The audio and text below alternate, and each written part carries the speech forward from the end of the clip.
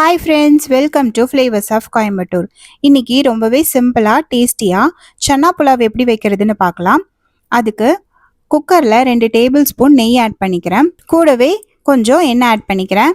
Oil சூடானதுக்கப்புறம் பட்டை, கிராம்பு, ஏலக்காய், கொஞ்சமாக பெருஞ்சீரகம் போட்டுட்டு நல்லா பொரிஞ்சதுக்கப்புறம் 2 பெரிய சைஸ் வெங்காயம் அரைச்சி ஆட் பண்ணிக்கிறேன். வெங்காயத்தை நல்லா பொடி பொடியாக கட் பண்ணியும் ஆட் பண்ணிக்கலாம். இப்போ சன்னா புலாவுக்கு தேவையான மசாலா அரைச்சிக்கலாம். மிக்சி ஜாரில் 4 பல்லு பூண்டு, சின்ன பீஸ் இஞ்சி, 2 பச்சை மிளகா, கொஞ்சமா தேங்காய், புதினா, கொத்தமல்லி இது எல்லாத்தையும் கொஞ்சமா தண்ணி ஆட் பண்ணி ஃபைன் பேஸ்டா அரைச்சி எடுத்துக்கலாம். இப்போ வெங்காயம் நல்லா வணங்கிருச்சு, இல்லைன்னா பச்சை வாசனை வந்துடும். நல்லா பொடியாக கட் பண்ணி போடும்போது ப்ரௌன் ஆகுற வரைக்கும் நல்லா வணக்கணும். இப்போ அரைச்சி வச்சிருந்த பேஸ்ட் ஆட் பண்ணிக்கலாம்.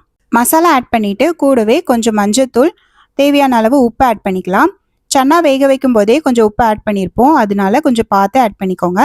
மசாலா பச்சை வாசனை போகிற வரைக்கும் நல்லா குக் பண்ணணும். கொஞ்சம் தண்ணி தேவைப்பட்டாலும் தண்ணி ஆட் பண்ணிட்டு பச்சை வாசனை போகிற வரைக்கும் நல்லா குக் பண்ணி எடுத்துக்கோங்க. இப்போ வேக வச்ச சன்னாவை ஆட் பண்ணிக்கலாம். சன்னாவை 1 கப் தண்ணி ஆட் பண்ணி வேக வச்சிருக்கேன். இப்போ தண்ணியோட ஆட் பண்ணிக்கிறேன். தண்ணியோட ஆட் பண்ணிட்டு மசாலாவும் சன்னாவும் நல்லா குக் ஆகுற மாதிரி 3 மினிட்ஸ் நல்லா குக் பண்ணி எடுத்துக்கலாம். இப்போ புலாவுக்கு தேவையான தண்ணி ஆட் பண்ணிக்கலாம்.